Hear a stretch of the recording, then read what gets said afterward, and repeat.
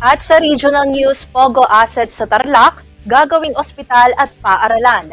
Inaprubahan na ng Supreme Court ang mabilis na pagbawi sa mga Philippine Offshore Gaming Operator o Pogo assets sa Tarlac. Ayon sa press release ng Supreme Court, ang bagong patakaran ay alinsunod sa Republic Act No. 12312 o Anti-Pogo Act of 2025.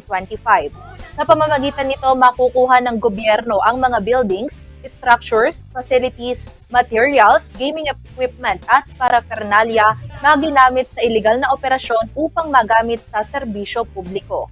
Mas madali nang mababawi ang mga Pogo assets sa Tarlac dahil hindi na kailangang hintayin ang pagtatapos ng criminal case ng mga suspect na dating nagpapatakbo ng naturang Pogo Hub. Sa ilalim ng tinatawag na civil forfeiture, kukunin ng gobyerno ang mismong ari-arian habang hiwalay na nililitis ang mga sangkot na tao. Dahil sa mabilis na hatol ng korte, agad na maipapasakamay sa bayan ng Bamban ang mga nakuhang pasilidad para magamit ng mga mamamayan. Matatandaan na noong nakaraang taon sa oath-taking ni Senator Bam Aquino sa Concepcion, Tarlac, sinabi ni Bamban Mayor Jose Salting Jr. na kulang ang mga paaralan at walang major hospital sa kanilang bayan. Plano aniyang gawing pampublikong ospital ang mga paaralan at mga paaralan ang dating malaking Pogo Hub na napabayaan sa kanilang bayan.